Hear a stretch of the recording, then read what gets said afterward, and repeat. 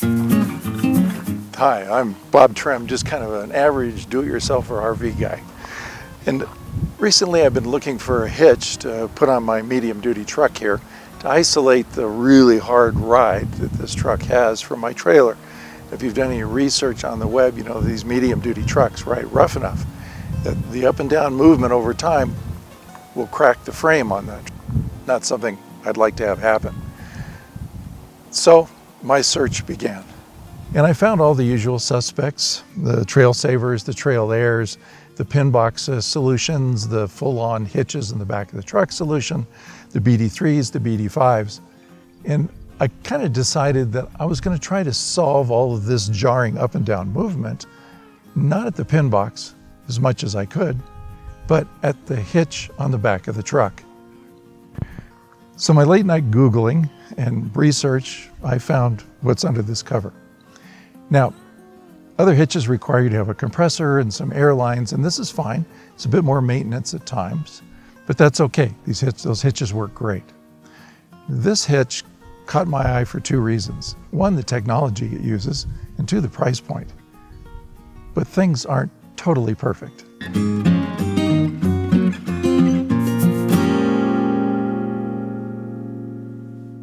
So a little bit of full disclosure here. I bought this hitch with my own money. I did get a discount from the manufacturer because it was a demo unit. Now, there's a link right below this video that'll take you to ProPride's website where this hitch is listed. And if you do decide that this is the hitch that would work for you and you buy it, and you mentioned you saw the review here, I get $1 or $2, okay? ProPride has no input on this review.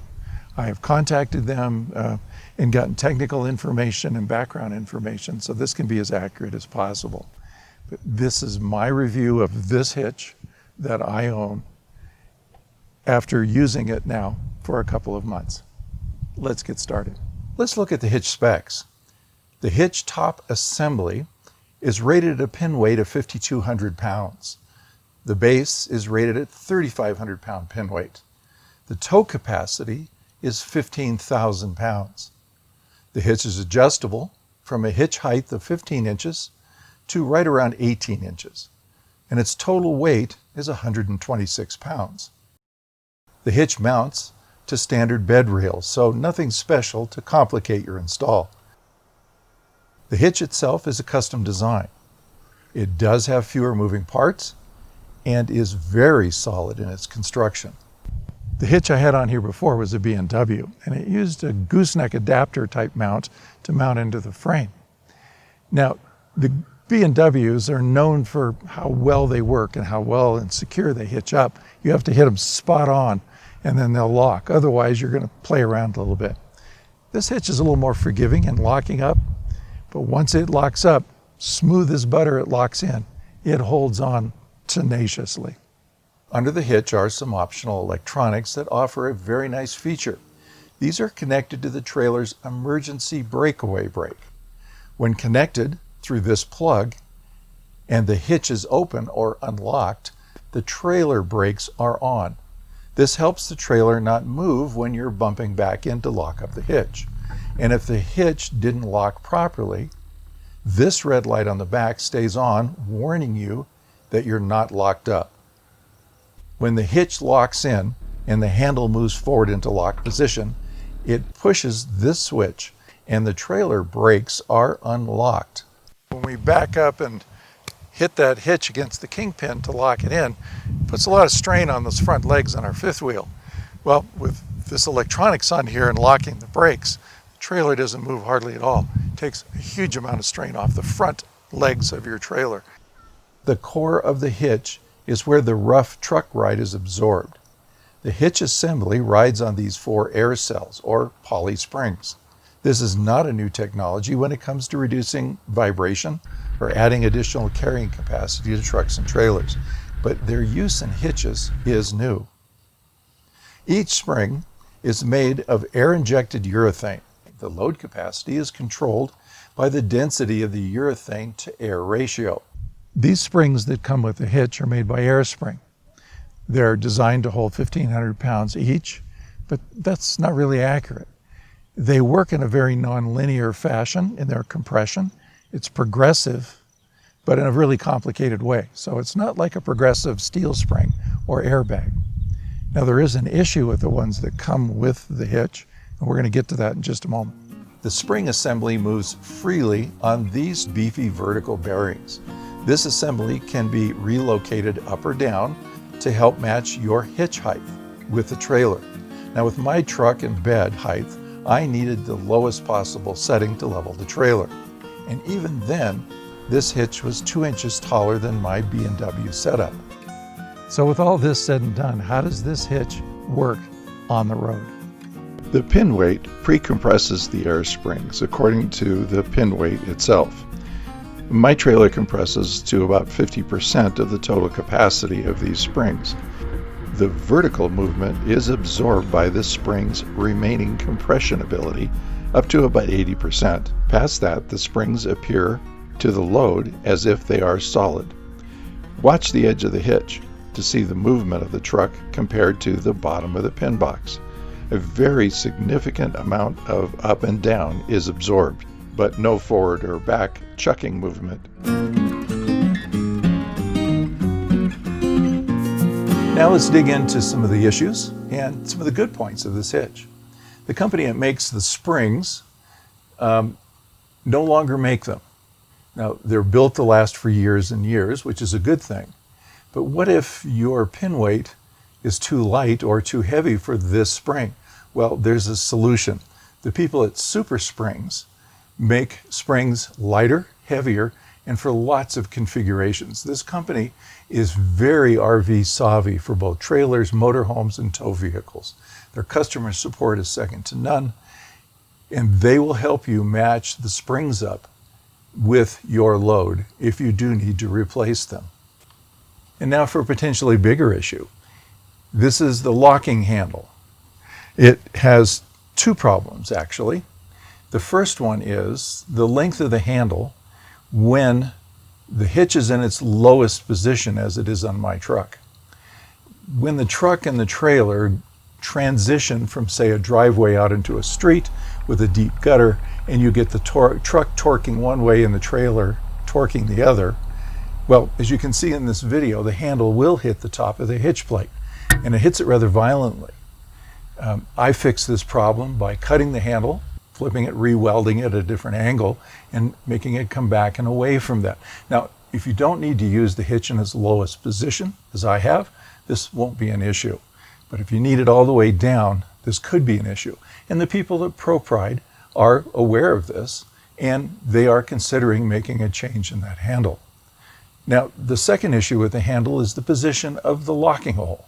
It's always a good thing when the handle is locked forward and the trailer is hitched on that you put in a safety pin or a lock. And a lock is a good thing because you can't steal your rig that way. But with the design of the hitch as it is right now, it's very difficult to get any kind of meaty or beefy lock between the locking hole on the hitch and the overhang flange on the pin box. The drilled hole will fit a lock, bolt, or pin with a 3/8 inch diameter.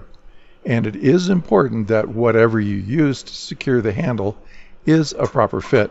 This pin I'm using is way too small, allowing enough play in the locking arm that the trailer brake lock switch will lock and unlock the brakes because of the sloppy fit here at the locking pin.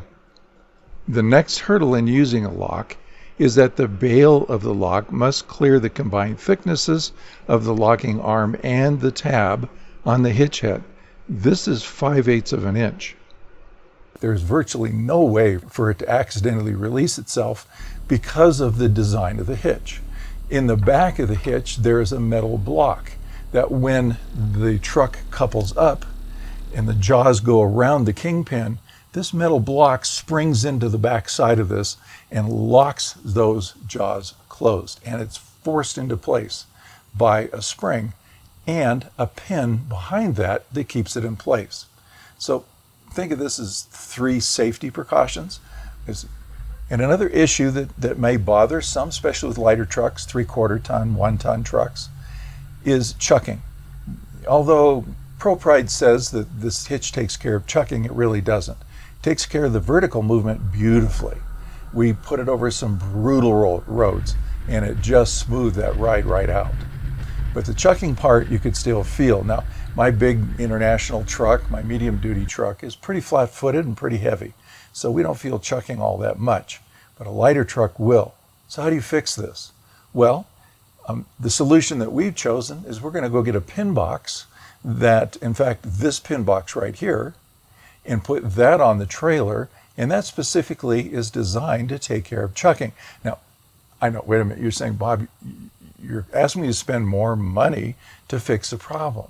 Well, if you look at it the way I looked at it, the cost of the ProPride hitch was so reasonable that I could spend the extra few $100s for this new pin box to take care of that and still be way under the cost of the other hitches that were out there. So I consider this a reasonable, cost-effective solution to a problem that is minorly annoying, but I think we're going to take care of that. But if you have a light-duty truck, you're probably feeling chucking now. If you have a standard hitch, you're going to feel it after putting on this ProPride fifth wheel hitch. Well, let's take a minute to recap and to draw some conclusions about this hitch. I'm back at home base after about 1,500 miles of some pretty tough road through Idaho, Colorado, and New Mexico. The hitch performed really quite well. Let's look at some of the pluses or the caveats on this hitch.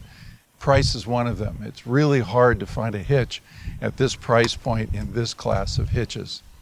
Height adjustment is really important as well, and it's very easy to move this hitch up and down, and in combination with your pin box, adjust your trailer so it'll be at the right towing height all the time.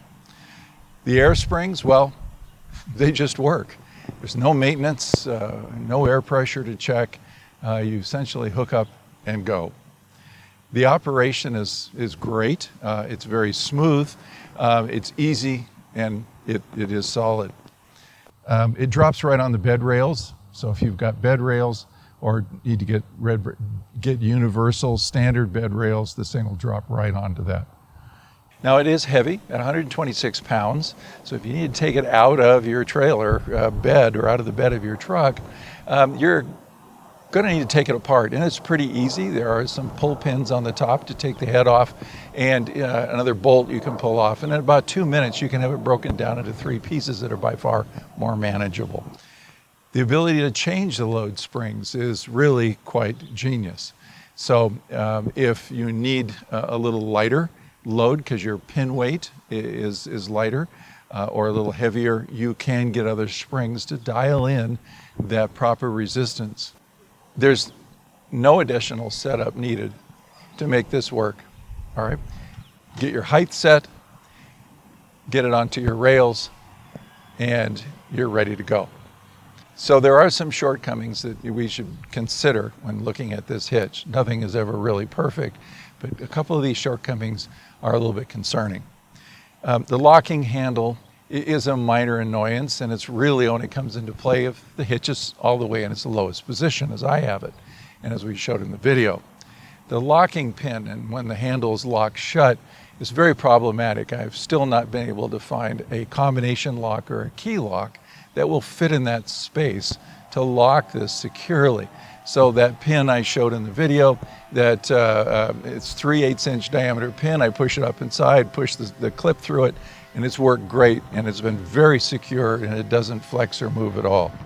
So the plate flexing is a big concern.